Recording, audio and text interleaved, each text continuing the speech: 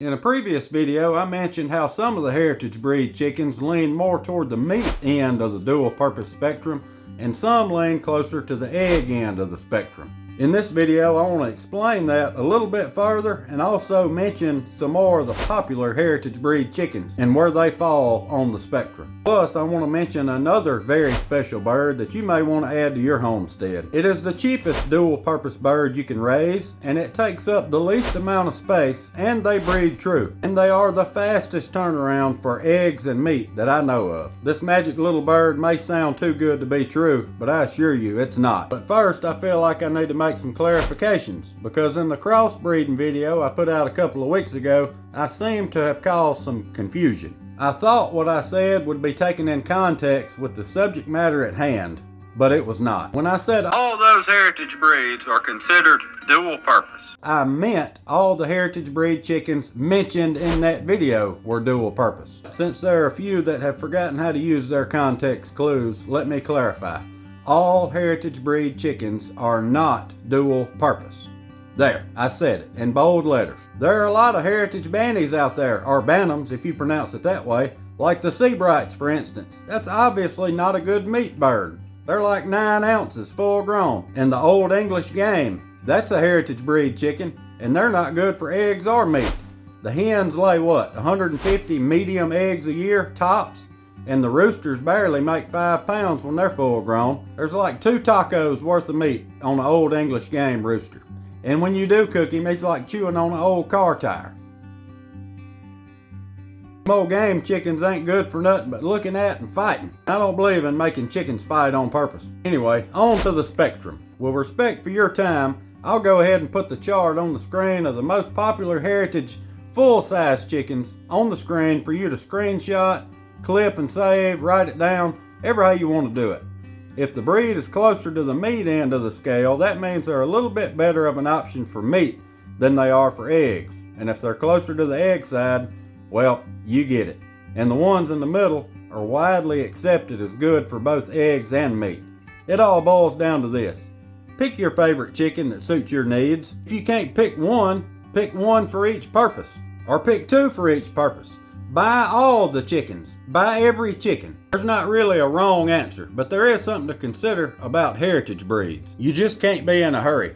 Now some do grow faster and do better than others, but the truth is they all grow a lot slower than the hybrid breeds that are bred for that specific purpose. Just one example for the sake of time, if you wanted Jersey Giants as a meat bird, they are excellent for that. The roosters get up to 12, maybe 14 pounds, but they grow their frame before they put meat on it. So you can expect them to take 8 to 9 months to really fill out, where the hybrid meat birds are filled out and ready for the freezer in about 12 weeks. And because of this, the feed to meat ratio is a lot less attractive than the hybrids, since you have to feed them for several months longer before they reach the same weight. But since the heritage breed chickens breed true, you can have a steady supply on your homestead without having to rely on anybody off-site to order chickens from. There's ups and downs no matter which way you do it. It just all depends on what you need. If your goal to homesteading and chicken keeping is self-sustainability, just go with a big full-size heritage bird. But if your goal is just to hit it for a couple of months at a time, maybe twice a year, just to keep some meat in the freezer,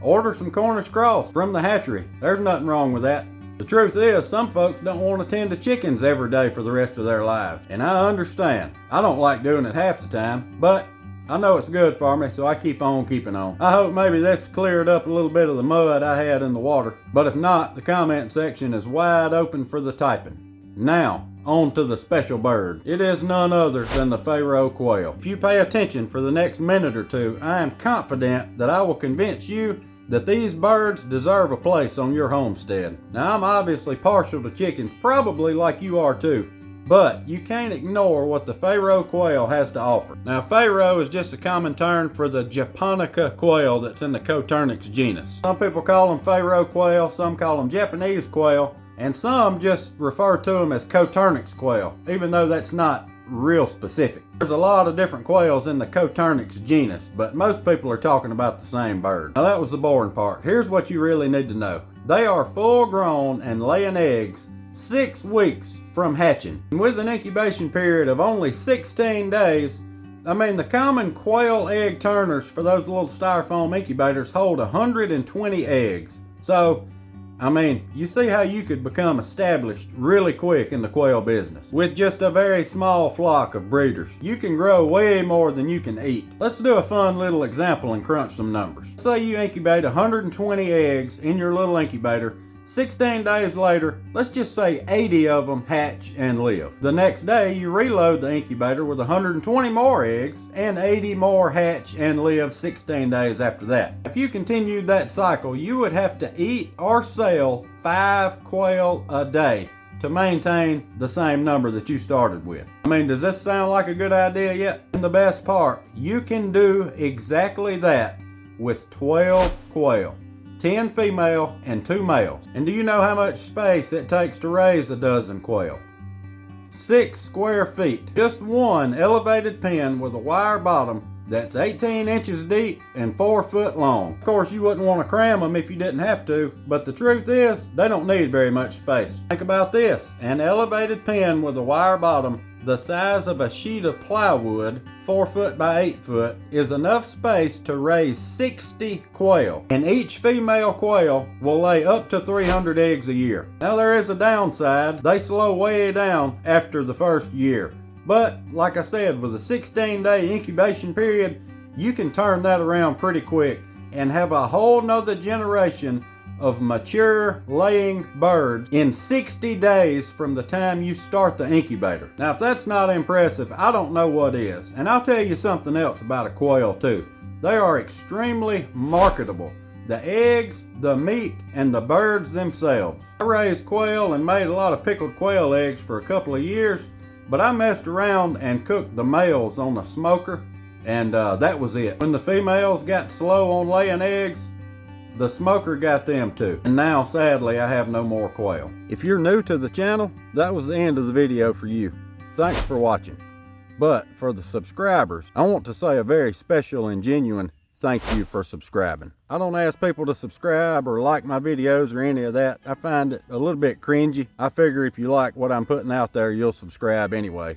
And you have, a couple of thousand of you in the last 2 months. And I try not to let it affect me much, but it really makes me a little bit nervous knowing that there's well over 5,000 of you right on the other side of that little lens right there. It's honestly overwhelming if I think about it too much. Sometimes I even feel guilty that y'all are watching me rather than the hundreds of other homesteading content creators that honestly do a lot better job than I do. So when I say thank you, I really mean it. I don't deserve for any of you to be here, but I'm glad you are. And I've got a lot more planned for this channel in the near future, if the good Lord says the same. I'll try my best not to let you down. So anyway, God bless, and thanks again. I mean it. We'll see you soon.